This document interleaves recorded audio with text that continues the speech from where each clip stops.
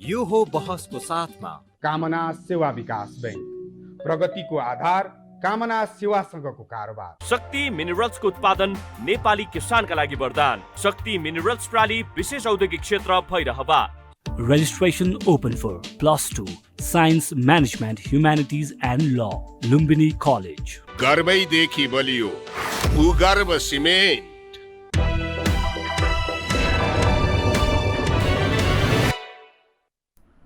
नमस्कार, यो बहसमा म यहाँहरूलाई हार्दिक स्वागत गर्दछु। जीवराम भण्डारी। आज यहाँहरू सामुन्ने उपस्थित हुनुहुन्छ प्रमेश हमाल। उहाँ नेकपा एकीकृत समाजवादीका उपाध्यक्ष हुनुहुन्छ, पार्टीका स्थायी समिति सदस्य, पूर्व राजदूत, लामो एउटा अनुभव प्राप्त व्यक्ति पनि हुनुहुन्छ। उहाँसँग आज म समसामयिक विषयलाई केन्द्रमा राखेर विश्लेषणात्मक र सूचनामूलक ढङ्गले कुराकानी गर्ने प्रयत्न गर्नेछु। नेपालमा 62-63 को जुन खालको परिवर्तन भयो, यो परिवर्तनको सर्जक एउटा त्यसको यो परिवर्तनका लागि डिजाइन गर्ने मध्येमा एक प्रमेश हमाल हुनुहुन्छ। अलि भोकली सार्वजनिक जीवनमा त्यति नदेखिनु हुने प्रमेश हमाल अलि वैचारिक, अलि सैद्धान्तिक प्रकृतिको त्यस्तो खालको नेता। विभिन्न महत्त्वपूर्ण पार्टीका विभिन्न महत्त्वपूर्ण जिम्मेवारीमा गर्नुभएको विगत छ। मनमोहन अधिकारी प्रधानमन्त्री भएका बेलामा राष्ट्रसङ्घमा उहाँ प्रतिनिधिको रूपमा काम पनि गर्नुभयो।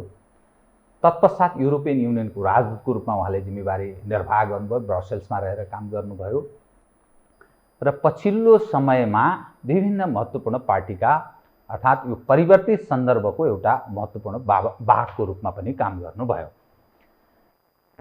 राजनीति जुन प्रवेश गरेको छ, आम मानिसले भन्दाखेरि सन्तोषजनक रहेन। मानिसमा निराशा बढेको छ। त्यो विगत र वर्तमानलाई म जोडेर प्रमेश हमालसँग लामो उहाँको एउटा पारिवारिक पृष्ठभूमि काठमाडौँको रैथाने, यसकारण मैले यो उहाँको पृष्ठभूमि बताइरहेको छु। प्रमेश हमाललाई त्यति मानिसले चिन्दैनन्, बुझ्दैनन्। जब नेकपा एमाले विभाजित भयो, तत्पश्चात प्रमेश हमालको चर्चा हुने गर्यो। भलै राजदूतको जिम्मेवारी उहाँले विगतमा पाउनु भएको थियो, त्यसकारण मैले यो पृष्ठभूमिसहित मैले बताउने दृष्टता गरेँ। म आदरणीय दर्शकवृन्दलाई अब म सिधै उहाँसँग समसामयिक विषयलाई केन्द्रमा राखेर विषय उठान गर्ने प्रयत्न गर्नेछु। सर्वप्रथम म उहाँलाई स्वागत गर्छु। स्वागत छ यहाँलाई। धन्यवाद। अब म कहाँ सुरु गर्न चाहेँ भने, नेपालको राजनीति जुन ठाउँमा प्रवेश गरेको छ, अब घटनाले के देखायो भने समग्रमा वामपन्थीहरू, अब नेपाली जनले बुझ्दा कम्युनिस्टहरू जोड्ने हो भने त 70% को हाराहारीको स्थितिमा छन्, तर छिन्न भिन्न विभाजित छन्। अनि एमाले पनि फुटेको, नेकपा एकीकृत समाजवादी तपाईँहरूले बनाउनु भयो। प्रचण्डले नेतृत्व गरेको माओवादी, विगतको माओवादी अहिले के वादी भयो। कोही माओवादी केन्द्र, कोही अर्को, कोही क्रान्तिकारी माओवादी, कोही नेकपा मात्रै, कोही ओलीजीसँग समाहित भएको, यसरी छिन्न भिन्न भएको अवस्था छ। मधेस केन्द्रित यो परिवर्तनको सम्भाग मध्येको एउटा अर्को, त्यो पनि छिन्न भिन्न भएको छ। र तपाईँहरू अब मेरो भाषा भन्दा काङ्ग्रेसको पोल्टामा प्रवेश गर्नुभएको छ। ओलीजीको तृष्णा अलग खालको छँदैछ, उहाँको महत्त्वाकांक्षाको फेरि चरम रूप छ।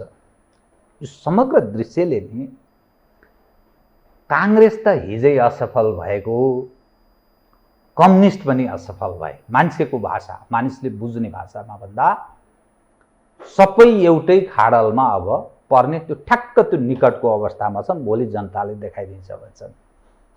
तपाईँ एउटा अनुभवले खारिएको व्यक्ति, के भन्नुहुन्छ बताउनुहोस् त। म यहीँबाट सुरु गर्न चाहे, कृपया। धन्यवाद।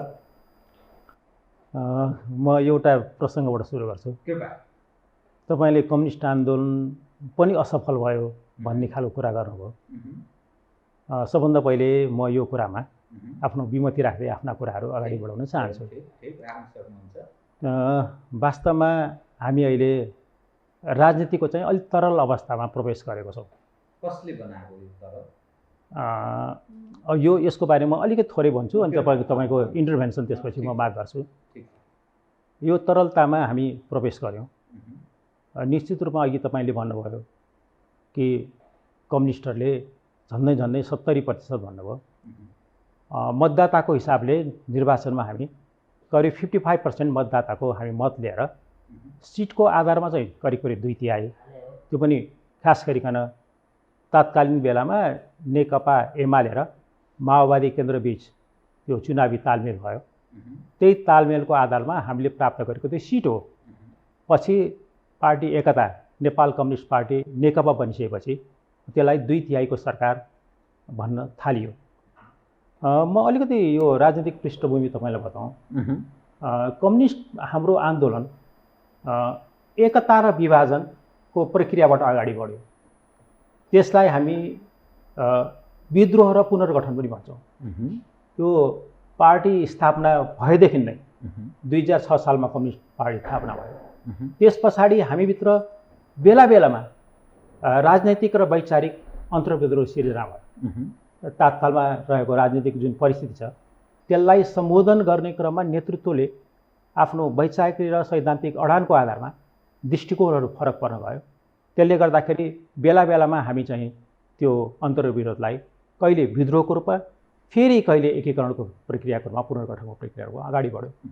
अब सुरुमा कम्युनिस्ट आन्दोलन सुरु गर्दाखेरि मान्छेले कम्युनिस्ट आन्दोलनको भविष्य यो किसिमले मतलब यो उद्भवको बेलामा हामीले यस्तो विस्तारित परिकल्पना गरेको थिएन होला जस्तो लाग्छ तत्कालीन नेताहरूले। तर अहिले हेर्नुहोस् हामी विभाजन जसलाई हामी विद्रोह पनि भन्छौँ बाट एकीकरणको प्रक्रियाबाट अगाडि बढ्दै जाँदाखेरि अहिले यहाँले नै भन्नुभयो करिब मतदाताको 55% र आर्जित यो संसदीय अरू स्थानमा हाम्रो स्थानीय तहको चाहिँ निर्वाचनमा जनप्रतिनिधिहरू करिब 2/3 70% करिब हामीसँग उपलब्ध छन्। त्यसले गर्दाखेरि यो एउटा प्रक्रिया हो। यो प्रक्रिया अझ कन्सोलिडेट भइसकेको रहेनछ। त्यसले गर्दाखेरि हामी यो विद्रोह गर्नुपर्ने अवस्थामा आयौँ र यसलाई कन्सोलिडेटेड गरेर लैजाने पक्षमा छौँ। भोलिका दिनमा एक ठाउँमा उभिने सम्भावना छ भनेर बुझौँ। बिल्कुल यो एउटा प्रक्रिया छ। त्यसले गर्दाखेरि अहिले खास कारणले गर्दाखेरि वैचारिक राजनीतिको खास समस्याले गर्दाखेरि हामी विद्रोहमा उत्रिनु पर्यो। यसको बारेमा म अलिकति व्याख्या गरौँला पछाडि। त म यसैमा मैले थप अलिकति स्पष्ट होस् भन्न मात्रै चाहेको। त तपाईहरूले जे चाहनु भएको थियो सङ्घीयता, गणतन्त्र, धर्मनिरपेक्षता 12 बुँदे दिल्ली सहमति गर्दै नेपालको राजनीतिलाई जुन ठाउँमा प्रवेश गराउनुभयो नि, मैले यसकारण तपाईँलाई म 12 बुँदेमा जोड्न चाहेको यो पछिल्लो अवस्थाको जुन 62-63 को आन्दोलन रह्यो त्यसलाई संवाद र वार्ताको माध्यमबाट नेपालको राजनीतिलाई परिवर्तनमा डाल्नेमा तपाईँ एउटा अहम ढङ्गले कोर ग्रुपमा रहेर काम गर्नुभएको व्यक्ति भएको हुनाले मैले यो 12 बुँदेमा उठान गरेको जुन उपलब्धि भनिरहनु भएको छ नि तपाईँहरू। अब यसपछि यथार्थमा नेपालका कम्युनिस्टहरू कहाँ प्रवेश गर्न चाहन्छन्, कुन चिजका लागि भोलि कन्सोलिडेट गर्ने अर्थात् एकीकृत गर्ने जुन भनिरहनु भएको छ। अहिले हेर्दा तपाईँहरूको शिरमा काङ्ग्रेस छ, तपाईँहरू त्यसको सहयोगी पार्टीको रूपमा हुनुहुन्छ। सायद कसरत इन्टरनल एउटा देखिने पक्ष हुन्छ राजनीति, अर्को अलग पक्ष हुन्छ, त्यो अलग पक्ष हुँदै होला। तर कहाँ प्रवेश गर्न चाहनुहुन्छ अन्ततोगत्वा भन्न खोजेँ मैले। यस्तो रह्यो यो हाम्रो विगतलाई तपाईँले अलिकति उल्लेख गर्नुभयो 12 बुँदेको कुरो। यो 12 बुँदे हामी तात्कालिक राजनीतिक परिप्रेक्ष्यमा हामीले गरेको एउटा चाहिँ महत्त्वपूर्ण त्यो समझदारी थियो। राजाको निरङ्कुशता थियो।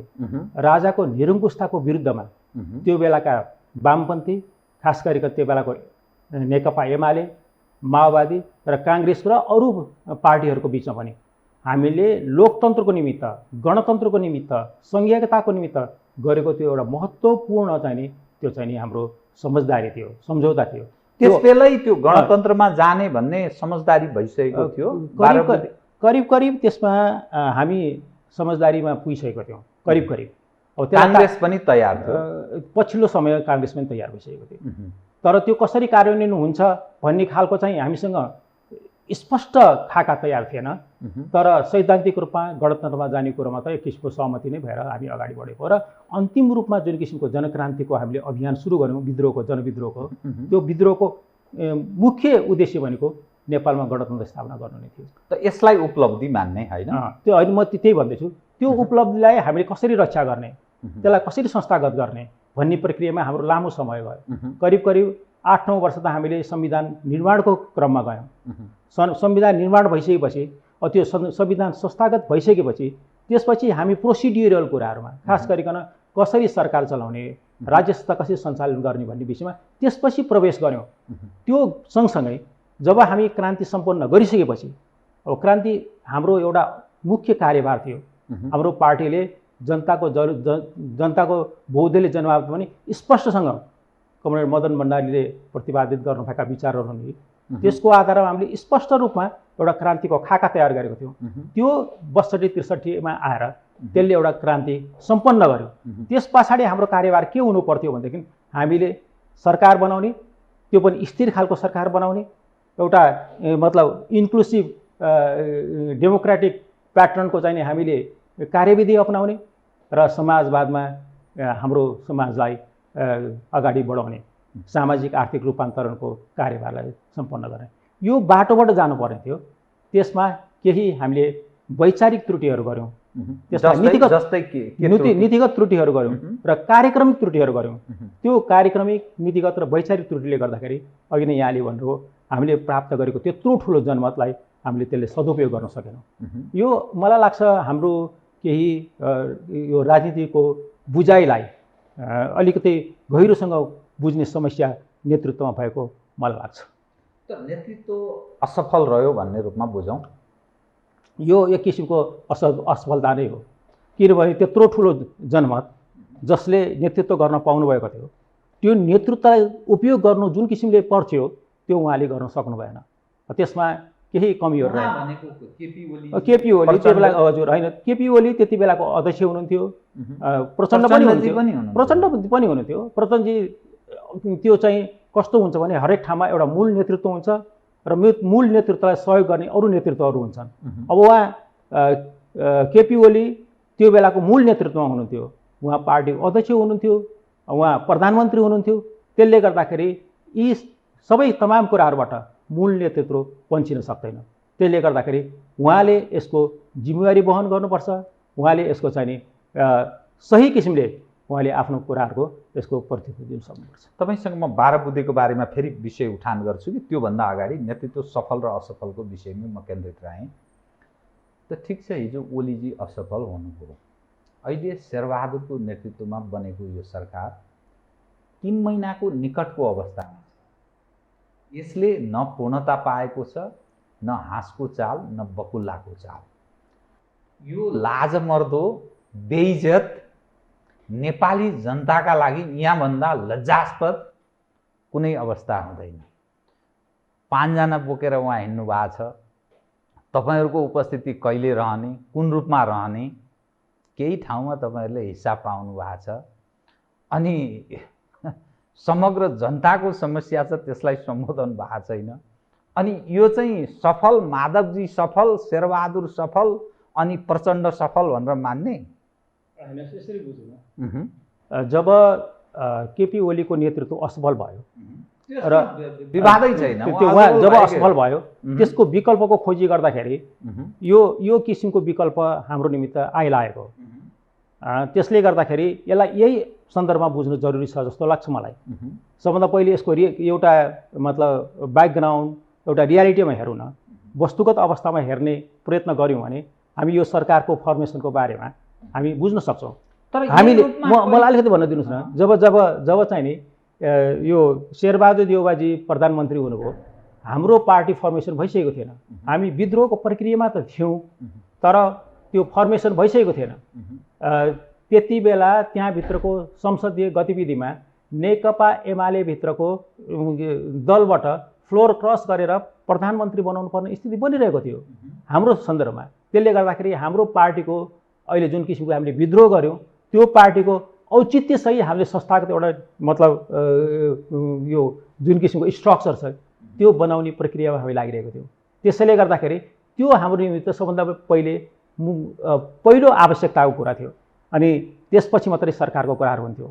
यो बुझिराख्नु भएको छ यहाँहरूले। त्यसले गर्दाखेरि हामी त्यो प्रक्रियामा लाग्यौँ, त्यसलाई संस्थागत गर्ने प्रक्रियामा लाग्यौँ, त्यसलाई कानुनी एउटा चाहिँ रूप दिन प्रयत्न गऱ्यौँ र त्यसपछि अब बल्ल त्यो परिपक्वको अवस्थामा आएको छ र त्यसपछि अब हामी छिट्टै मलाई लाग्छ आजभोलि नै सरकारमा संलग्न हुन्छौँ। त्यसैले गर्दाखेरि शेरबहादुरजीले आफ्नो नेतृत्वको सरकारलाई पूर्णता दिन सक्नु भएन भन्दा पनि हाम्रो पोलिटिकल रियालिटीलाई यसको चाहिँ अवस्थालाई यो बुझ्नुपर्ने हुन्छ।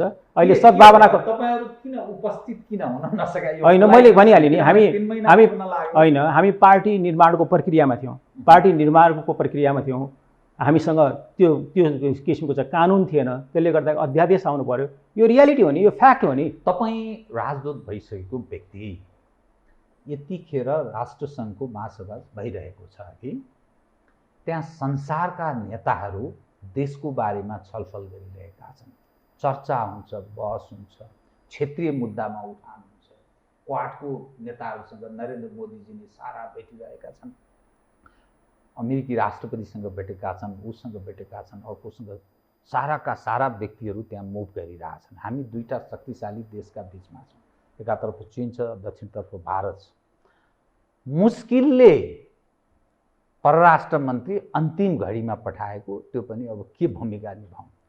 एक समय हाम्रो इतिहास त्यस्तो गौरवपूर्ण इतिहास थियो जुन बेला नेपाल सुरक्षा परिषदको सदस्य थियो। अमेरिकामा नेपालका राष्ट्राध्यक्ष जाँदा अमेरिकी राष्ट्रपति, म त्यो युट्युब यसो हेर्छु, गौरव लाग्छ। नेपालको झन्डा लहराउँदै अमेरिकी राष्ट्रपति त्यहाँ सडकमा बसेको, अमेरिकी नागरिकले नेपाली झन्डा लहराएको, सलल्ल गरेको, बेलायतको त्यस्तै। त यस्तो जो गौरवपूर्ण जुन हाम्रो विगत छ नि परराष्ट्र मामिला, मैले आन्तरिक डेमोक्रेटिक प्रोसेसको कुरा गरिरहेको छैन, तर अहिले तपाईहरुको आन्तरिक झगडाका कारण सारा चीज लथालिङ्ग भत्ताभुङ्ग, जनता त गए भाँडमा, जनता तपाईहरुको प्राथमिकता पर्छ भन्ने यो घटनाले नतिजाले देखाउँदैन। आई एम सो सरी, नतिजाले जनता प्राथमिकतामा पर्छ यो शासन प्रणालीको, यो सिस्टमको भन्ने विश्वास गर्ने आधार एकदम कमजोर छ। तर परराष्ट्र मामिलामा पनि ख्यालठट्टा बताइदिनुहोस् त। यो ख्यालठट्टा होइन। अहिले हाम्रो, मैले अघि नै भनिसकेँ, राजनीतिक एउटा परिदृश्य, त्यसको मतलब यो एउटा त्यसको बायो प्रडक्टको रूपमा यो स्थिति बनेको वास्तवमा भन्यो भने। अहिले अब परराष्ट्र मन्त्री अरू मन्त्रालयको कार्यभार पूर्णता नपाउँदै अहिले परराष्ट्र मन्त्री बनाउनु पर्यो, कारण पनि त्यही नै हो। अब हामीले रेगुलर रूपमा यो चाहिँ नि युएन जनरल एसेम्ब्लीमा भाग लिने गरेको छौँ। कहिले सरकार प्रमुखको हैसियतले, कहिले परराष्ट्र मन्त्रीको हैसियतले हामीले बेला बेलामा यसरी चाहिँ यो युएनजिएमा भाग लिने गरेको छौँ। यो एउटा रेगुलर प्रोसेस हो। अब यहाँले अलिकति कुरा त्यहाँनिर दुईवटा कुरा फरक भयो। एउटा, हामीले द्विपक्षीय जुन किसिमको भिजिट गर्दाखेरि हुने प्रोटोकलको कुरा गर्नुभयो। मलाई के लाग्छ भने द्विपक्षीय जुन किसिमको एउटा भिजिट गर्ने कुरा छ, कुनै देशको हाम्रो सरकार प्रमुखले भिजिट गर्दाखेरि त्यसमा कस्तो प्रोटोकल भयो, त्यसमा कस्तो किसिमको चाहिँ मतलब व्यवहार गरियो भने त्यो छुट्टै विषय हो। यो चाहिँ मल्टिल्याटरल हाम्रो एउटा चाहिँ फोरममा हामीले प्रतिनिधित्व गर्ने कुरा। यसमा अहिले मैले यस सन्दर्भलाई मात्रै भनेको, ६५-६३ पछि नै त्यो भूमिका नेपालको परराष्ट्र मामिलामा छैन के? त्यसरी कहाँ ठिक छ? होइन, यहाँले भन्नुभयो कुरामा होइन, यहाँको कुरासँग म सहमत छु। यो इस्युमा बसेर हामीले कुरा गऱ्यौँ भने कुन कुन इस्युमा कस्तो किसिमको स्थिति बन्यो भन्ने कुराको घटनाक्रमलाई हामीले विश्लेषण गर्न सक्छौँ। डिप्लोमेटिकल्ली हाम्रो स्थिति कसरी अगाडि बढ्यो, हामी त्यसमा अलि बढी सफल भयौँ कि अलि कमजोर भयो कि भनेर इस्यु वाइज हुनसक्छ। अब प्रोटोकलको विषयमा चाहिँ नि त्यो छलफल गरेर त्यो कुनै विषय होइन भन्ने मेरो अनुरोध मात्रै हो। यो कुनै देशमा जाँदाखेरि कस्तो किसिमकोलाई स्वागत गर्यो, सत्कार गर्यो, यो चाहिँ प्रोटोकलको कुरा भयो। यतापट्टि इस्युको आधारमा चाहिँ यहाँले भन्नुभएको जस्तै हामीले कुन कुन इस्युमा, यो बायोल्याटरल इस्युमा कस्तो किसिमको स्थिति हामीले विकास गऱ्यौँ, मल्टिल्याटरलमा हाम्रो स्थिति कस्तो भयो, त्यो इस्यु वाइज हुन्छन् कुराहरू भनेको डिप्लोमेसीमा। जहाँसम्म अहिलेको कुरा यहाँले उठाउनु भयो, युएनजिएमा चाहिँ हाम्रो एउटा रेगुलर प्रोसेसबाट अहिले हाम्रो परराष्ट्र मन्त्री जानु भएको हो। त्यसले गर्दाखेरि अहिले चाहिँ नि हाम्रो सरकार प्रमुख जाने स्थिति थिएन। त्यसले गर्दाखेरि नेपालले युएनमा उठाउनु पर्ने कुराहरू, खास गरिकन मल्टिल्याटरल फोरममा उठाउनु पर्ने कुराहरू उहाँले त्यहाँ उठाउनु हुनेछ। सम्भवतः अब हाम्रो स्केड्युल भोलिको पर्सितिर कहिले पर्छ त्यसपछि उहाँले हाम्रा विषयहरू UN उठाउनु हुनेछ होइन त? उठाउनु कृपया म एक विषय यसमा थपिहाल्न चाहे। म हामी किनभने राजनीति र परराष्ट्र मामिला दुइटै म तपाईँसँग जोड्छु। किनभने यो 5 दलीय गठबन्धनको सरकारको एउटा पार्टीको महत्त्वपूर्ण पार्टीको तपाईँ पार्टीको उपाध्यक्ष जिम्मेवार व्यक्ति भएको हुनाले परराष्ट्र मन्त्रीले सबै उठाउनुहुन्छ भने कालापानी, लिपुलेक, लिम्पियाधुराको बारेमा पनि उहाँले उठाउनुहुन्छ। एक चीनसँगको सवाल यो सरकारले एउटा कमिटी बनाएको छ। चीनले हाम्रो सीमा अतिक्रमण गर्यो हुम्लाको मान्खा भन्ने ठाउँमा, त्यो विषय पनि उठाउनुहुन्छ। यस्तो हो, यहाँले यो कुरालाई यसरी बुझ्नु पर्यो। यो मल्टिल्याटरल फोरम हुनाले यो हाम्रा कतिपय कहिलेकाहीँ कस्तो हुन्छ भने त्यो मल्टिल्याटरल फोरममा हाम्रा आन्तरिक कतिपय पोलिसीहरूलाई त्यहाँ अभिव्यक्त गर्नुपर्ने कुरा हुन्छन्। पछि ग्लोबल इन्टरनेसनल कतिपय इस्युजहरू हुन्छन्। त्यो इस्युजमा हामीले गर्नुपर्ने हाम्रा धारणाहरू राख्नुपर्ने हुन्छन् अनि कतिपय धारणाको बारेमा हामीले आफ्नो रेस्पोन्स दिनुपर्ने हुन्छ। त्यस्ता कुरा मल्टिल्याटरलमा हुन्छन्। बायोल्याटरलमा चाहिँ हाम्रो बायोल्याटरल इस्युजहरूलाई हामीले छलफल गर्छौँ। जस्तो अब साइड लाइनमा हामीले त्यहाँ कुरा गर्ने वातावरण बन्यो भनेदेखि साइड लाइनमा हाम्रा चाहिँ बायोल्याटरल कुराहरू हुन्छन्। होइन भनेदेखि त्यो मल्टिल्याटरल फोरमहरूमा बायोल्याटरल इस्युजहरू हामी उठाउँदैनौँ। यसरी बुझ्नुपर्छ। यसको अर्थ योजना केही रहन्छ भन्ने मिल्यो भने योजना त हाम्रो केही छैन। होइन सरकारै यस्तो होइन त्यहाँ हाम्रो धेरै कुराहरू यो गर्छौँ हामी, यो काम गर्छौँ। साइड लाइन हाम्रो यो टाइममा यसरी बैठक हुन सक्छ यस्तो त त्यो छ, एकदम छ। अहिले त्यसको बारेमा छ नि। अहिले त्यो त यो के भने सरकार हाम्रो त स्थायी सरकारको छ नि। स्थायी सरकार भनेको हाम्रो चाहिँ नि प्रतिनिधि छ, त्यसपछि हाम्रो चाहिँ नि मन्त्रालय छ। यिनीहरूले आफ्ना कामहरू त गरिरहेका हुन्छन् नि। त्यसले गर्दाखेरि त्यसका नि सबै तयारीहरू छन्। जस्तो त्यहाँ सार्कको साइड लाइनमा सार्कको मन्त्री स्तरीय बैठक गर्ने हो कि भन्ने बारेमा छलफल पनि चलेको थियो। त्यसको लागि नेपालको तर्फबाट विभिन्न चाहिँ नि यो सार्कका राष्ट्रहरूलाई चिठी पनि लेखिएको थियो यो गर्न सम्भव छ कि छैन भनेर। अहिले त्यसको स्ट्याटसमा अहिले भन्न सक्दिनँ। तर यो प्रक्रिया त हुन्छ नि। यसबाहेक अरू प्रक्रिया पनि हुन्छन् जहाँ बायोल्याटरल कुरा पनि हुन्छन् साइड लाइनमा। मल्टिल्याटरल कुरा चाहिँ मल्टिल्याटरल फोरममा उठाउने हो। त्यसमा कहिलेकाहीँ मैले अहिले दोहोऱ्याएर फेरि भन्छु, कहिले आफ्ना आन्तरिक कुरा ग्लोबल कुराहरूको बारेमा हाम्रा रेस्पोन्स दिने कुराहरू त्यो ग्लोबल फोरममा हुन्छन्। त्यसले गर्दाखेरि अलि यसलाई जे हो त्यही किसिमले टक्क टक्क बुझ्यौँ र कुरा उठान गऱ्यौँ भने सजिलो हुन्छ र मान्छेहरूलाई पनि बुझ्न, हाम्रा श्रोताहरूलाई पनि बुझ्नको निम्ति सजिलो हुन्छ भन्ने अनुरोध हो। यसको अर्थ हामी गर्दैछौँ। बिल्कुल बिल्कुल बिल्कुल। यो होइन, यो अहिले सरकारको यो प्रकृति हेर्नुहोस् न।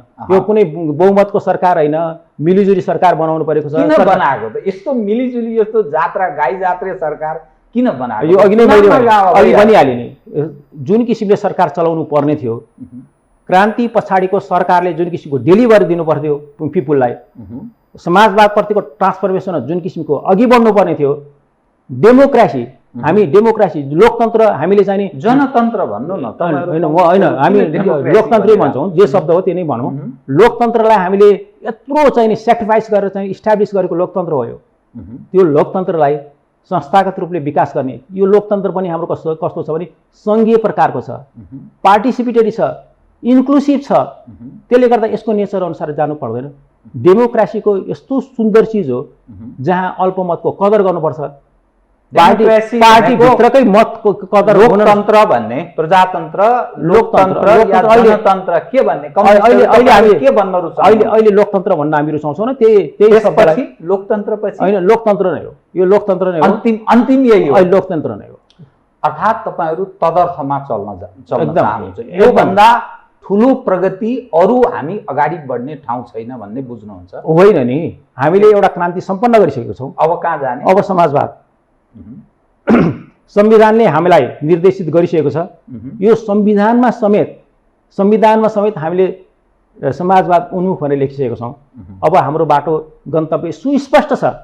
अब हामीले भनेको क्रान्ति सम्पन्न गरिसकेपछि केही सामन्तवादका केही अवशेषहरू बाँकी होलान्, त्यसलाई हामीले चाहिने निर्मूल गर्नेतिर लाग्नुपर्छ। विभेदका केही कुराहरू छन्, त्यसलाई निर्मूल गर्नेतिर लाग्नुपर्छ। हाम्रो भित्र जुन किसिमको पुँजीवाद छ त्यो पुँजीवाद अलिकति के छ भनेदेखि यो चाहिँ वैदेशिक एउटा चाहिँ दलाल पुँजीहरूले डोमिनेट गरेको छ। यो त ग्लोबल रूपमै छ यो कुराको समस्या। हाम्रो देशमा अझ बढी छ किनभने हामीले उद्योग व्यापार व्यवसायहरूमा राष्ट्रिय पुँजी त विकास गर्न सकिरहेको छैनौँ। त्यसले गर्दाखेरि उद्योग त सब सिधै हाल्नुभयो त तपाईँहरूको आफ्नो पालामा। 46 सालको परिवर्तन पश्चात तपाईँ हेर्दै जानुहोस्। मैले यो विषय अरू मानिसहरूसँग पनि यो विषय उठान गरेका छु। यो देशमा कि काङ्ग्रेसले राज गरेको छ कि कम्युनिस्टले। आज 32 वर्ष भएछ तपाईँहरू अहिले पनि पञ्चायतलाई धारे हात लाएर बस्नु भएको छ। 32 वर्षको कालखण्डमा धेरै उद्योग क्ल्याप्स भए। कतिपयले गौरव के गर्छन् भने शैक्षिक क्षेत्रमा यत्रो प्रगति भयो, टेलिफोन मोबाइल घर घरमा सबको गोजी गोजीमा मोबाइल छ। यी यावत जो दृश्यको कुरा गर्नुहुन्छ नि यो लाज मर्दो लज्जास्पद। त्यो त कङ्गोमा पनि छ, त्यो संसारका हरेक तन्नम देशमा उपलब्ध छ। त्यसैलाई चाहिँ ठुलो प्रगति भनेर भनिएको छ। अनि त्यो तपाईँ कुन उद्योगको तपाईँ कुरा गर्नु? यो म अलिकति यहाँलाई पृष्ठभूमि बताउन चाहन्छु। यो पञ्चायतको अन्तिम कालमा वर्ल्ड ब्याङ्कको डिजाइनमा नेपालमा स्ट्रक्चरल एडजस्टमेन्ट प्रोग्राम भन्ने लिएर आयो। यो चाहिँ लोकतन्त्र आएपछि मतलब यो पञ्चायतको अन्तपछि होइन, पञ्चायतको उत्तरार्धकै बेलामा सबै उद्योगहरू मलाई भन्न सिध्याउँदैन। त्यो बेलामा त्यो स्ट्रक्चरल एडजस्टमेन्ट प्रोग्राम भन्ने उसले गर्यो। नेपाल त्यसको अनुयायी भयो र त्यो बेलादेखि नै त्यसको बारेमा गम्भीरतापूर्वक सोच्ने स्थिति बन्यो। जब परिवर्तन भयो, सरकार बन्यो, गिरिजाप्रसाद कोइराला सरकारमा आउनुभयो, त्यसपछि हाम्रो यो प्राइभेटाइजेसन कुरालाई यसले चाहिँ गति लियो, उदारीकरणको गति लियो। हामी उदारीकरणको हाम्रो पार्टी हामीले लिएर आएको नीति उदारीकरणको पक्षमा थिएन, हामी त्यति बेला विपक्षमा थियौँ। किन नउल्टा? हामी त्यो बेलामा कम्युनिस्टहरू होइन, म बच्छु। हाम्रो त्यहाँनिर हामीले प्राप्त गरेको संसदमा जुन मत थियो त्यो मत सरकारको नीति परिवर्तन गर्ने अवस्थामा थिएन। जब मनमोहन अधिकारी प्रधानमन्त्री हुनुभयो त्यसपछि त्यसलाई हामीले रिभ्यू गऱ्यौँ। रिभ्यू गरेर हामी एकदम सिलेक्टिभ खालको चाहिँ प्राइभेटाइजेसन गर्नुपर्छ भन्ने हामीले नीति पारित गऱ्यौँ। हाम्रो बजेटमा त्यही उल्लेख भयो, त्यही गति अनुसार हामी अगाडि बढ्यौँ। हामीले जम्मा त्यो बेला 9 महिना मात्रै हामीले चाहिँ सेवा गर्ने मौका पाएको थियौँ मनमोहनजीको पालामा। त्यो बेलामा हामीले सिलेक्टिभ, म दोहोऱ्याएर भन्छु, सिलेक्टिभ प्राइभेटाइजेसनको पक्षमा भयौँ। जुन चाहिँ गिरिजाप्रसाद कोइरालाको बेलामा भएका नीतिहरूको हामीले रिभ्यू गर्नुपर्छ र हामीले चाहिँ नयाँ किसिमको चाहिँ यो प्राइभेटाइजेसनको कोर्सलाई अगाडि बढाउनुपर्छ भन्ने खालको नीति लियौँ। हामीले जम्मा त्यो बेलामा नीतिगत रूपमा इन्टरभेन्सन गर्न पाएको 9 महिना मात्रै हो, त्यो पनि कार्यक्रमिक रूपमा इन्टरभेन्सन गर्न सकेनौँ। त्यस पछाडि भएको सरकारको यहाँले थाहा छ, अगाडि र पछाडिका सरकारहरू उनीहरूले यसलाई यो प्राइभेटाइजेसनको जुन प्रोसेस छ त्यसलाई गति दिए। म यो प्रोसेससँग सहमत नभएको एउटा व्यक्ति हुँ है। अब यो अहिले त्यो धेरै काल अगाडि बढिसक्यो, पुनर्विचार गर्नुपर्छ भन्नेमा तपाईँ पुग्नु अब होइन। यो कस्तो भइसक्यो भने यो प्रक्रियाबाट हामीले पुनर्विचार गरे पनि ती कैयन जुन प्राइभेटाइजेसनको प्रक्रियाबाट गइसकेका छन्, मतलब संस्थाहरू छन्, जुन किसिमको व्यावसायिक निकायहरू छन्, त्यसलाई अब पुनर्स्थापित गर्न सकिन्छ कि सकिँदैन यो भिन्दै कुरा हो। तर हामीले, म फेरि दोहोऱ्याएर भन्छु, समाजवाद निर्माणको प्रक्रियामा अगाडि बढ्नुपर्छ। यसको निमित्त हामीले सामाजिक आर्थिक रूपान्तरणको प्रक्रियालाई जोड दिनुपर्छ। केपी ओलीको सरकारले यही कुरा गरेन भन्ने कुराको हामीले बारम्बार प्रश्न उठाइरहेको छौँ। हामीले कमसेकम यो के भन्छ संविधानमा उल्लेख भएका मौलिक अधिकारहरू, यो मौलिक अधिकारको पूर्ण रूपले ग्यारेन्टी गर्नुपर्छ नि। यसको नीति बनाउनुपर्छ, यो कार्यक्रमिक रूपमा यसलाई लिएर आउनुपर्छ, त्यसको निमित्त बजेट एलोकेसन गर्नुपर्छ। जनतालाई कार्यान्वयन भयो भने त राज्य हुने कुरा छ। संविधान जुन 72 जारी तपाईँहरूले गराउनु भएको छ त्यो मौलिक हकमा त कुनै चिज बाँकी छैन, सारा चिज स्वर्गीय कल्पना गरेको छ। त्यो होइन, कल्पना गर्नुपर्छ र त्यसलाई त्यो कल्पनाका साथ, त्यो कल्पना मात्रै होइन, त्यो उडन्ते कल्पना मात्रै होइन, त्यसलाई हामीले कार्यरूप दिनुपर्ने त्यो कुरा हो।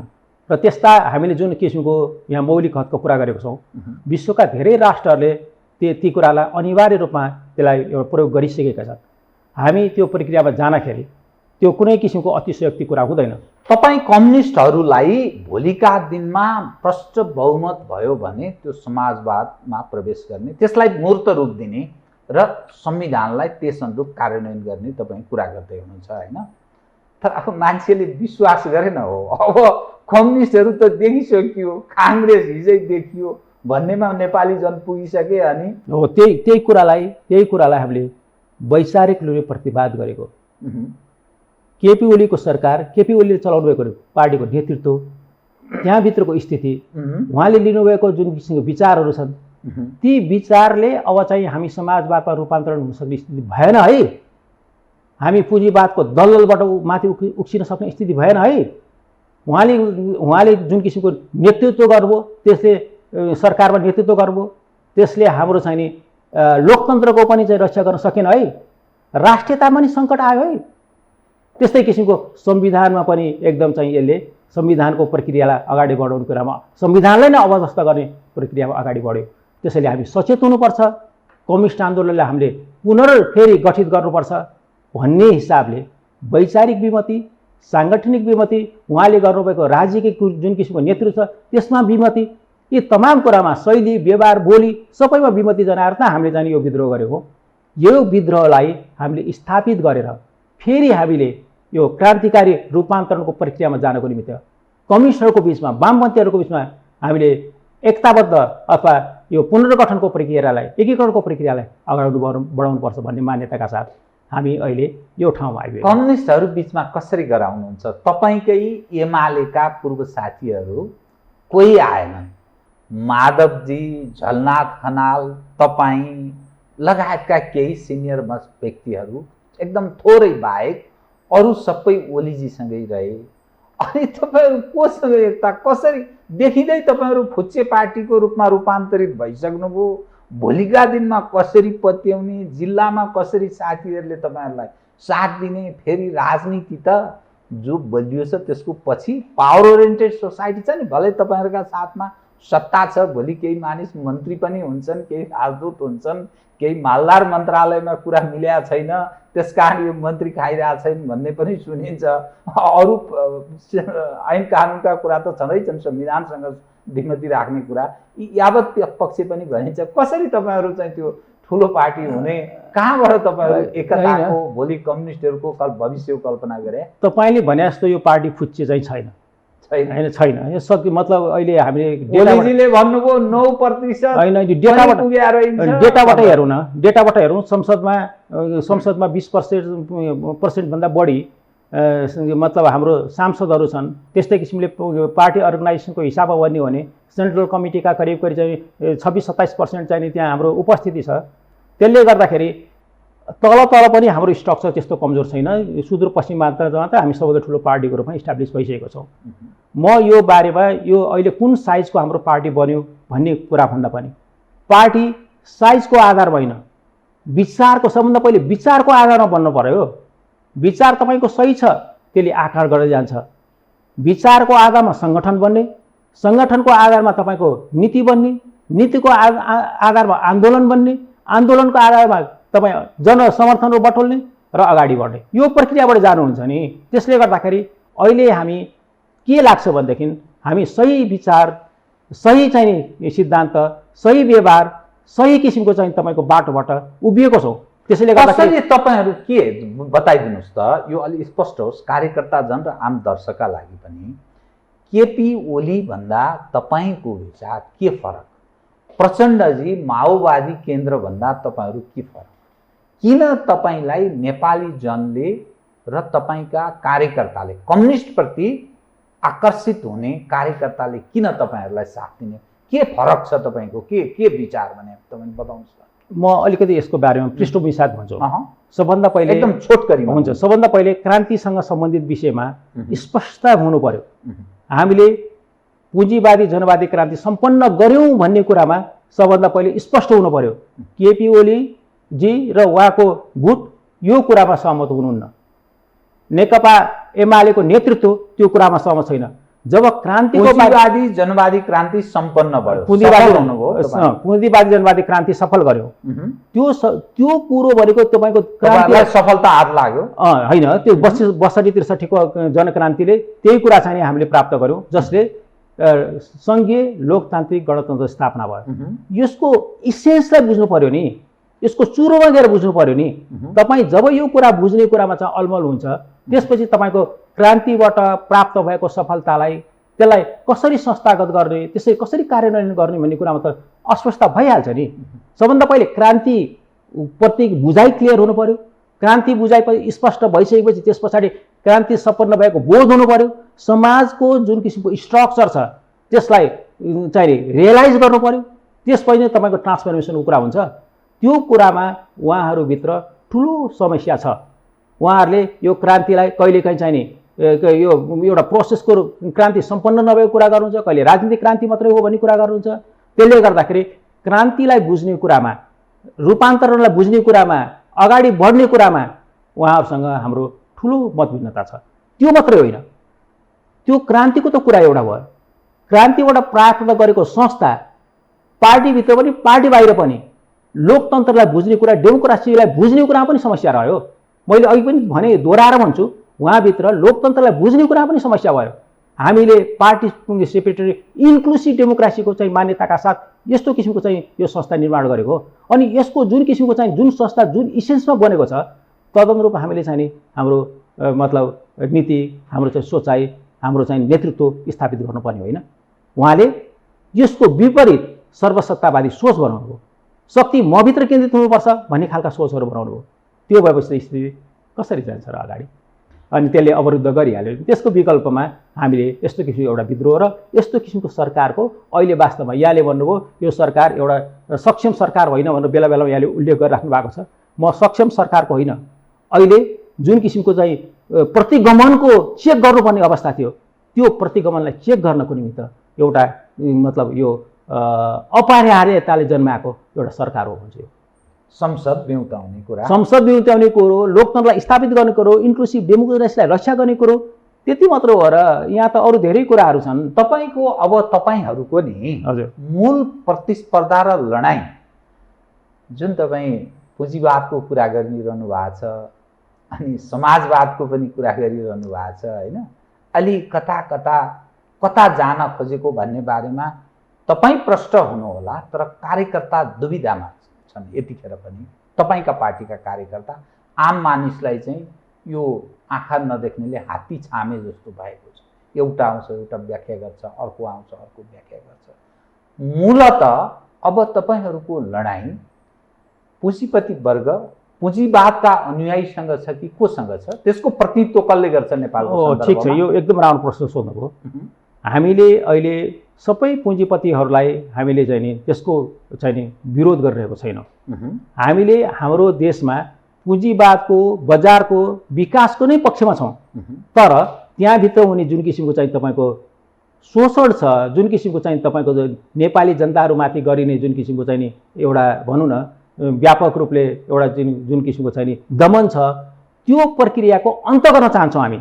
त्यो कसले गरेको छ? शोषण कसले गरेको छ? शोषण र दमन गर्ने भने त जोसँग लट्ठी छ, जोसँग बन्दुक छ, जोसँग शासन छ उसले शोषण गर्छ। एकदम अनि कसले गरेको छ?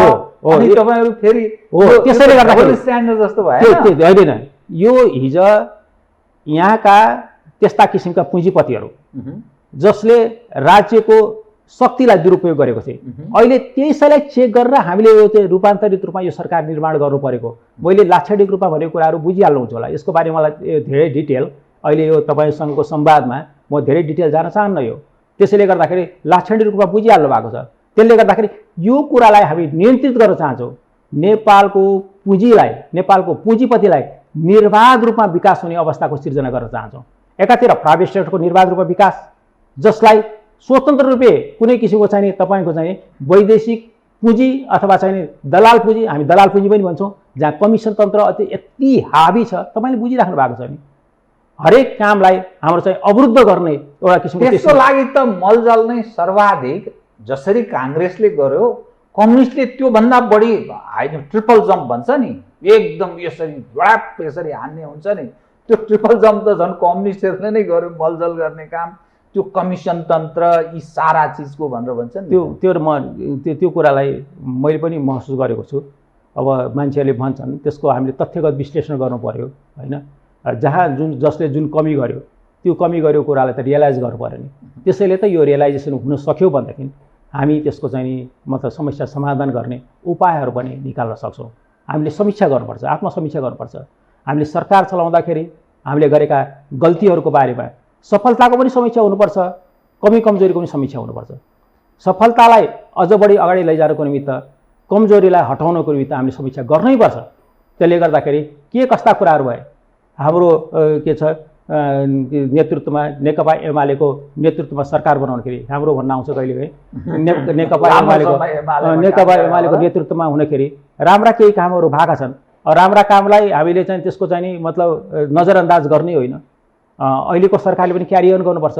तर जुन जुन कुरा नराम्रा कामहरू भएको छन्, जुन जहाँ जहाँ कमी भएको छन् त्यो हामीले रियलाइज गर्नुपर्छ। त्यो सम्बन्धित पार्टीले पनि गर्नुपर्छ, सम्बन्धित नेताले पनि गर्नुपर्छ, सम्बन्धित नेतृत्वले पनि गर्नुपर्छ। अनि मात्रै हामी राइट कोर्समा सही कोर्समा अगाडि बढ्न सक्छौँ जस्तो लाग्छ मलाई। अब तपाईँसँग नि कार्यक्रमको अन्त्यतिर जाँदैछु कि 12 बुँदेमा तपाईँले गौरव गरिरहनु भएको छ। 12 बुँदे भनेको नेपालीको शिर झुकेको दिन, नेपालीहरूको निर्णय अधिकारलाई अर्कोको हातमा सुम्पिएको दिन र नेपालको आन्तरिक राजनीतिमा विदेशीहरूको वर्चस्वलाई स्थापित गराउने दिनको रूपमा एक खाले मानिस यसरी बुझ्दछन्। तपाईँहरू एक समय महाकाली गराउनुभयो, गौरवै गर्नुभयो, अनि कोशी र गण्डकको कुरा गर्नुहुन्थ्यो उस समय, त्यो सबै छोडिदिनु भयो। अब कालापानी, लिपुलेक, लिम्पियाधुरा तपाईँहरूको हातमा अब आयो सत्ता, त्यो बोल्न छोड्नु भएको छ। एमसिसीको बारेमा मौनता, तदर्थ मौनता के हो यसरी बस्नुहुन्छ। चीनको सीमा अतिक्रमणको कुरा सरकारले बरु यसमा पनि प्रष्ट हुनुहुन्न।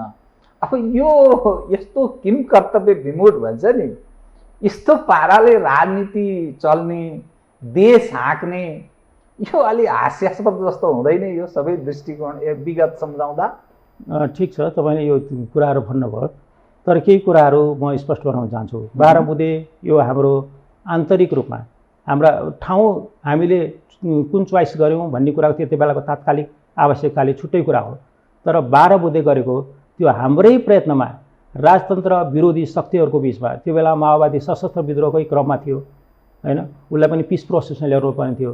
त्यसले गर्दाखेरि यो चाहिँ नि यो जुन किसिमको त्यहाँभित्र मतलब सहभागी भएका शक्तिहरू छन् त्यो हाम्रै देशको राजनीतिक शक्तिहरू हुन्। हामीले ठाउँ चोइस गरेको मात्रै छुट्टै हो। त्यसैले गर्दाखेरि यसमा कुनै पनि भन्नु होला माओवादीले पनि यही भित्रै बसेर सारा चिज गरेको भन्नु होला हैन? यस्तो हो, मैले माओवादीको उनीहरूको डिफेन्ड गर्नुपर्छ भन्ने लाग्दैन। मैले 12 बुँदेको मात्रै डिफेन्ड गर्दैछु। माओवादीको राष्ट्रपति पनि हुनुभयो प्रणब मुखर्जी भारतको। उहाँले अल जजिरामा मैले दिएको, अल जजिरा भनेको एउटा दोहाबाट प्रसारण हुने टेलिभिजन छ, त्यसमा अन्तर्वार्ता उहाँले भन्नुभएको छ हामीले नै 12 बुँदे म्यानेज गराइदियौँ र माओवादीहरू र त्यहाँका पार्टीहरूलाई व्यवस्थापन सबै हामीले गराइदियौँ होइन। हाम्रो मित्रहरूले बोल्नुभयो होइन, हाम्रो मित्रहरूले कतिपय घटनाक्रमलाई क्रेडिट लिनको निम्ति अतिरञ्जित अभिव्यक्ति पनि दिनुहुन्छ। तर पत्याउँछ त नेपाली जनले। म यो 12 बुँदे पछाडिको यो के भन्छ हाम्रो जुन पिसफुल जुन प्रोग्राम निर्माण गर्ने क्रममा माओवादीसँगको नेगोसिएसनमा 12 बुँदे पछाडि म पनि सम्हाल्नु भएको छु है। त्यो आदरभाव यहाँहरूलाई अनुरोध गर्न चाहन्छु कि यो 12 बुँदे बिल्कुल हाम्रै राष्ट्रिय राजनीतिक शक्तिको आधारमा गरिएको प्रयत्न भयो। यसमा मतलब हाम्रो छिमेकी राष्ट्रहरूको कुनै किसिमको भूमिका छैन। कुनै नेताहरूले अभिव्यक्ति दिन्छन् भने त्यो त्यति बेला हामीले उपयोग गरेको भूमिकोलाई उहाँहरूले त्यसलाई चाहिँ नि अतिरञ्जित रूपमा आफ्नो क्रेडिट लिनुको निमित्त गर्नुभएको प्रचार मात्रै हो भन्ने म अनुरोध गर्न चाहन्छु 12 बुँदेको सन्दर्भमा। यो बेला बेलामा यसको बारेमा कुराहरू उठ्छन् होइन, तर कुरा के हो भने यो हाम्रै राजनीतिक शक्तिले गरेको, हाम्रै बिचमा राजनीतिक समस्या समाधान गर्नको निमित्त गरेको एउटा महत्त्वपूर्ण तपाईँको समझदारी थियो। पिस प्रोसेसको निमित्त यो एउटा महत्त्वपूर्ण कडी थियो। अन्तर्राष्ट्रिय तपाईँको द्वन्द्वको कुराहरू हेर्नुहोस् त, हामीले 2टा द्वन्द्व समाधान गऱ्यौँ एकैचोटि। त्यो 12 बुँदेले के समस्या समाधान गऱ्यौँ? राजतन्त्रसँगको द्वन्द्व पनि हामीले समाप्त गऱ्यौँ, माओवादीको सशस्त्र विद्रोहको द्वन्द्व पनि हामीले समस्या समाधान गऱ्यौँ। अब द्वन्द्वको सम्भावना छैन यो देशमा। मलाई त्यो भन्नुहोस् न, यो जुन परिघटना छ, यो जुन 12 बुँदे छ, यो संसारका धेरै देशका मान्छेहरू चकित भएर हेरेका हाम्रो पिस प्रोसेसलाई छ। हामीले पिस प्रोसेस कसरी अगाडि बढायौँ, कसरी राजतन्त्र अन्त गऱ्यौँ। त्यति बेला जब यो हामीले क्रान्ति सफल गरिसकेपछि त्यति बेला राजतन्त्र अन्त भइसकेको थिएन। म राजदूत भएर चाहिँ नि युरोपियन युनियनमा गएको थिएँ, बेल्जियममा। म बेल्जियममा राजदूत हुँदाखेरि त्यहाँ बेल्जियममा, नेदरल्यान्डमा र लक्जमबर्गमा अहिले पनि त्यहाँ मतलब राजकीय व्यवस्था छ, संवैधानिक राजतन्त्रको व्यवस्था छ। त्यहाँ उहाँहरूले छक्क भएर सोध्दै हुनुहुन्थ्यो कसरी यो मतलब संस्थागत हुनसक्छ र गणतन्त्रको भन्ने कुरो। हामीले त्यो प्रोसेसलाई अत्यन्त मतलब सुविचारित ढङ्गबाट द्वन्द्वलाई मतलब क्षमतावान रहेछन् नेपालका नेताहरू, बहुत क्षमतावान रहेछन्, गतिलो रहेछन् भनेर बुझ्नु पर्यो। यो त स्पष्टै हो नि। त्यति मात्रै होइन कि राजाले सहयोग गरे तपाईँ? होइन, राजाले राजा त बाध्य भएर छोड्नु पर्यो नि। एउटै कुरा के भने अन्तिम अवस्थामा राजाले अरू धेरै द्वन्द्व मतलब उहाँले निर्माण गर्न सक्नुहुन्थ्यो होइन। अलिक बढी मतलब त्यो बेलामा त्यो गम्भीर खालको समस्या आउन सक्थ्यो। उहाँले त्यो बुद्धिमत्तापूर्ण तरिकाले आफ्नो सत्ताबाट बहिर्गमन गर्ने जुन किसिमको निर्णय गर्नुभयो त्यो ठिकै हो भन्ने मलाई लाग्छ। त्यो राजाको कतिपय मानिस भन्छन्, म कार्यक्रमको अन्त्यमा आएँ कि राजाले जुन स्पेस खाली गरिदिए त्यो चाहिँ नेपालले त्यो ग्रहण गरेन, त्यो ठाउँ चाहिँ अर्कैले ग्रहण गरिदियो, त्यो भ्याकुम छ भनेर। त्यो होइन, त्यो गलत कुरा हो। हाम्रो पोलिटिकल प्रोसेसले त्यो कुरा भन्दैन। हामीले त्यो गऱ्यौँ, त्यसलाई हामीले कसरी चाहिँ नि त्यसलाई परिचालन गर्ने, कसरी संस्थागत गर्ने भन्ने ठाउँमा हामी केही कुराहरूमा कमजोरी छ, तर त्यो स्पेस उनले बनाइदिएको पनि छैनन्। त्यो स्पेसमा हामी आएको पनि होइन। हामीले आफ्नो राष्ट्रिय राजनीतिमा गरेको जुन किसिमको पहल कदमी छ त्यसले लिएर आएको यो चाहिँ नि संस्थाहरू हुन्। त्यसले गर्दाखेरि मलाई के लाग्छ भने त्यसमा कुनै किसिमको चाहिँ स्पेस उनले भन्ने पनि कुरा पनि कसैले एनालाइसिस गर्दाखेरि पनि त्यो तुक नभएको कुरा हुन्छ जस्तो लाग्छ मलाई। अब तपाईँ यही मात्र एक मात्रै विषय, नेपाल कम्युनिस्ट पार्टी एकीकृत समाजवादीको विषय, यो पार्टी प्रचण्डजीको पार्टी र अरू केही पक्ष आगामी चुनावसम्ममा एकतामा जान्छन् अन्तत्वगत्वा र ओलीजीको राजनीतिक बहिर्गमन पश्चात बृहत कम्युनिस्टहरू बीचको एकताको सम्भावना छ भनेर भन्छन्। एक खाले त्यो आशा त्यसरी पनि बाँड्छन्, हो त्यो? म यसरी उहाँको बहिर्गमनको बारेमा अनुमान गरेर यो राजनीतिक कोर्स अगाडि जान्छ भन्ने कुराको परिकल्पना गर्दिनँ। म के देख्छु भने अहिले तात्कालमा हाम्रो यो वामपन्थी लोकतान्त्रिक जुन गठबन्धन छ त्यसले केही समयसम्म यसले एउटा चाहिँ नि मतलब यो प्रक्रिया अगाडि बढाउनुपर्छ। भनेपछि चुनावमा नि तालमेलमै जाने कांग्रेससँग आगामी दिनमा हामी त्यो लाइनमा सोचिरहेका छौँ। हामी त्यो लाइनमा चुनाव मिलेर जाने, हामी त्यो लाइनमा सोचिरहेका छौँ। स्थानीय निर्वाचनमा त मिलेर जानुपर्छ होइन। हामी केही ठाउँमा कांग्रेसलाई सघाउने, कांग्रेसबाट तपाईहरु त्यो आखिर अलायन्स भनेर त्यही नै हो नि। अलायन्स भनेको नै त्यही नै हो, जहाँ हामी कहीँ कसलाई छोड्छौँ कसलाई गर्छौँ, यो कुराहरू हुनसक्छ। त्यसले गर्दाखेरि अहिले सरकार चलाउने, पिपुललाई डेलिभरी दिने, सरकार चलाउनेखेरि त्यसको लोकतान्त्रिक मूल्य मान्यताबाट चलाउने, अनि कसलाई कमजोर पार्न यो तालमेल गर्ने? कांग्रेस र कम्युनिस्ट मिलेर जाने भने चाहिँ कसलाई चाहिँ कमजोर पार्ने? यो त स्पष्टै छ नि। अहिले चाहिँ नि सर्वसत्तावादी चेतना साथ अहिले जुन किसिमको जुन पार्टीले जुन किसिमको गतिविधि गर्यो त्यसको विरुद्धमा चाहिँ यो मोर्चा बन्छ नि। ओली सिद्ध्याउने, ओलीलाई स्वा बनाउने, कमजोर अब त्यो त अब राजनीतिमा प्रतिस्पर्धा हुँदाखेरि त्यो को सिद्धिन्छ भन्ने कुरो प्रणालीले देखिहाल्छ नि। त्यसले गर्दाखेरि म यसमा धेरै मतलब यो के भन्छ आफूलाई अहिले प्रबल देखाउनको निमित्त धेरै प्रयत्न गर्दिनँ। परिणामबाट हामी एनालाइसिस गरौँ। अहिले प्रक्रिया चाहिँ अहिले वामपन्थी लोकतान्त्रिक एकताको प्रक्रियाबाट अगाडि जान्छ भन्ने मात्र अनुरोध गरौँ। यो कतिसम्म यो होइन, यो यसको बारेमा अहिले म अवधिको बारेमा यस्तै हो भन्न सक्दिनँ। अहिले सरकारमा त एकता गरेर जानु परिहाल्यो। त्यस पछाडि अब यो सङ्घीय निर्वाचन हुनुभन्दा अगाडि स्थानीय निर्वाचन हुने स्थिति छ। त्यसले गर्दाखेरि त्यसमा पनि एकताबद्ध भएर जानुपर्ने स्थिति छ। त्यसबाहेक यहाँले सोध्नुभएको एउटा प्रश्नको म उत्तर दिन चाहन्छु। त्यो के भनेदेखि वामपन्थीहरूको एकताको सन्दर्भमा अहिले हामी यो विद्रोहबाट आएको पार्टीको जस्टिफिकेसनको लागि जस्टिफिकेसन गर्नुपर्ने छ। हामी कुन मतलब विचारले, कुन धरातलमा, कुन वर्गीय धरातलमा हामी उभिएका छौँ भन्ने कुराको होइन हामीले यो पुष्टि गर्नको निमित्त प्रयत्न गर्छौँ। नयाँ तपाईँ नयाँ दिनुहुन्छ, दिने प्रयत्न गर्नेछौँ र यसको निमित्त हामीले चाहिँ नि निश्चित रूपमा एउटा समय लिन्छौँ। केही सुन्न पाए हुन्थ्यो, केही छ त्यस्तो होइन। हामीले अब दस्तावेजहरू बनाउँदैछौँ र हाम्रो चाहिँ नि अहिले यहाँले हेर्नुभएको छ छैन, यो केन्द्रीय कमिटीमा हामीले एउटा राजनीतिक प्रस्ताव सानो एउटा 12 पेजको लिएर आएको छौँ। त्यसले हाम्रो केही मोटामोटी वैचारिक राजनीतिक बारेमा गाइडलाइन दिन्छ र निकट भविष्यमा हामीले एउटा राष्ट्रिय सम्मेलन गर्छौँ। त्यो राष्ट्रिय सम्मेलनको निमित्त कमरेड झलनाथ खनालको नेतृत्वमा हामीले एउटा चाहिँ दस्तावेज मस्यौदा समिति बनाएको छौँ। त्यसमा म पनि छु 13जना कमरेडरहरू हुनुहुन्छ हाम्रो सिनियर कमरेडरहरू, उहाँहरू त्यसमा कन्ट्रिब्युट गर्नुहुन्छ। यी तमाम पक्षको बारेमा हामी त्यहाँ एनालाइसिस गर्छौँ। के प्रणालीगत सुधारको निर्वाचन प्रणालीको सुधारको कुरा पनि कतिपय मानिस उठाउँछन्, कतिपय मानिस प्रत्यक्ष निर्वाचित कार्यकारी राष्ट्रपतिको पनि कुरा गर्छन्, प्रत्यक्ष निर्वाचित प्रधानमन्त्रीको पनि कुरा गर्दैछन् कतिपय मानिस। यो खालको कचिङ्गलले चल्ने रहेनछ, 5 वर्ष चाहिँ स्थिर खालको सरकार निर्माणको लागि यो जरुरी छ भन्ने पनि विषय उठान गर्छन्। त्यसमा पनि तपाईँहरू केही समय र कालखण्डको बेलामा ती कुराहरू पनि इस्युको रूपमा छलफलको आउलान्। अहिले त्यो हाम्रो विषय बनिसकेको छैन। अहिले विषय अब निर्वाचनको प्रक्रियाको बारेमा चाहिँ यो उठेको छ। सरकारी वेतनधारी निर्वाचनमा जुन किसिमको चाहिँ नि निर्वाचन महँगो हुँदै गयो, खर्चिलो हुँदै गयो, निर्वाचनलाई व्यक्तिले म्यानेज गर्ने स्थिति बनिरहेको छैन। त्यसले गर्दाखेरि यसको उपाय के हुन सक्छ भन्ने खालका कुराहरू चाहिँ उठेका छन्। राजकीय यो जुन किसिमको हाम्रो सिस्टम छ त्यसको बारेमा चाहिँ अहिले हामी त्यसमा प्रवेश गर्दैनौँ, किनभने संविधानसँग रिलेटेड कुराहरूमा हामी प्रवेश गर्दैनौँ। यो सरकारी वेतनधारीहरू राजनीतिमा लाग्ने, तिनबाट सुविधा लिने, तिनबाट लेबी उठाउने, यसलाई चाहिँ वर्जित गर्ने भन्ने कुरा तपाईँहरूको साँचो हो? त्यसमा अडिरहने हो? होइन, हामी सकेसम्म हाम्रो राजनीतिलाई शुद्धिकरणको प्रक्रियाबाट अगाडि लैजान्छौँ।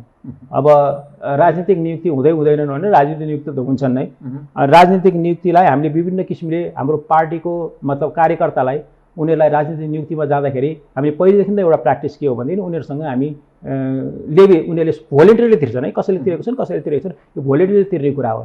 सरकारी वेतनधारीलाई चाहिँ राजनीतिमा समावेश गराउने कुरा चाहिँ होइन। यो कस्तो छ भने नेपालको कानुनले धेरै कुरा बोल्छ, मैले यसबारेमा धेरै कुरा नबोलौँ होइन। त्यसले गर्दाखेरि कस्तो हुन्छ भने पोलिटिकल पार्टीहरू यो श्रमजीवीहरू, बौद्धिक श्रमजीवीहरू, पेसागत श्रमजीवीहरूले योगदान नगरिकन पोलिटिकल पार्टीहरू, आइडियोलोजिकल पार्टीहरू स्थापित हुन सक्दैन। मलाई 1 मिनट मात्रै समय दिनुहोस्। यो जुन खालको अवस्थामा नेपालको राजनीति प्रवेश गरेको छ, परिवर्तन भएको त 16 वर्ष भयो सर, 62-63 देखि अहिलेसम्म।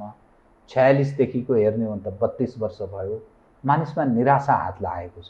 त्यसकारण तपाईँ जुन परिवर्तनबाट तपाईँहरू जसरी खुसी हुनुहुन्छ नि, राजनीतिक मानिसहरू सत्तामा हुनुहुन्छ, तपाईँहरूले त्यति महसुस सायद गर्नुहुन्न। यो समग्र घटनाक्रम हेर्दा तपाईँ विद्रोहको चाहिँ कुनै सम्भावना देख्नुहुन्न है? यसैमा हरियाली देख्नुहुन्छ होइन? होइन, यो नै कुरा, खुसी भन्ने कुरो नै सबभन्दा पहिले विद्रोहमा खुसी होइन, विद्रोह बाध्यताबाट सुधारिन्छ। नेकपा एमालेलाई छोडेर त्यो कसैले विद्रोह गर्यो भने संवैधानिक बाटो लिने सम्भावना कतिको देख्नुहुन्छ भन्ने मेरो मैले भनेको त्यो विद्रोह अब राजनीतिमा सहमत हुन नसकेर दमनको एउटा प्रक्रियाबाट अगाडि बढ्दै जाँदा कुनै बेला विद्रोह हुन सक्छ। म विद्रोहलाई अस्वीकार गर्दिनँ, किनभने विद्रोह एउटा राजनीतिक प्रक्रियाको लोकतन्त्रकै एउटा पक्ष हो जुन बाध्यकारी हुन्छ। त्यसले गर्दा त्यस्तो किसिमको स्थिति आउन सक्छ त्यो विद्रोहको जुन कुरा। तर अहिले जुन किसिमको हामीले संविधान बनायौँ, जुन किसिमको लोकतन्त्र भयो, त्यसैले गर्दाखेरि त हामीले यसलाई संस्थागत गर्दै लैजाउँ। यसमा संविधान नमान्ने त थुप्रो छन् नि। सर्वसत्ता त्यो बिस्तारै त्यो क्रमहरू कमजोर हुँदै गएको छ, कमजोर हुँदै गएको छ। विकल्प छैन भन्ने, यथास्थितिको विकल्प छैन, तदर्थमै चल्छ भनेर होइन। छलफल गरौँ न, छलफल गरौँ सबै कुराहरूको बारेमा। लोकतन्त्र हो, आफ्ना विमतिहरू राख्न सकिन्छ, छलफल गर्न सकिन्छ। यो संविधानलाई कसरी समृद्ध गर्न सकिन्छ, आउँछन् नि कुराहरू, आउँछन्। हामी त्यसमा छलफल गर्दै जान्छौँ। अनि बाजे जायते तत्त्वबोध भने जस्तै एउटा निष्कर्ष पुग्न सक्छौँ नि। आखिर लोकतन्त्रको ब्युटी होइन हो नि। हस् हस्, धन्यवाद। आदरणीय दर्शकवृन्द, उहाँ हुनुहुन्थ्यो प्रमेश हमाल, नेकपा एकीकृत समाजवादीका उपाध्यक्ष। समसामयिक विषयलाई केन्द्रमा राखेर गरिएको कुराकानी। म सहित मेरो सम्पूर्ण युनिटलाई कार्यक्रमबाट बिदा दिनुहोस् र यो हो टेलिभिजन, हेर्दै रहनुहोला। नमस्कार।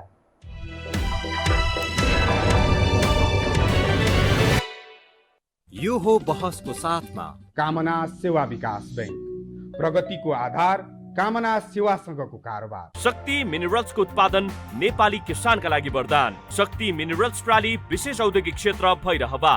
Registration open for +2 Science Management, Humanities and Law, Lumbini College. गर्वैदेखि बलियो भूगर्भ सिमेन्ट।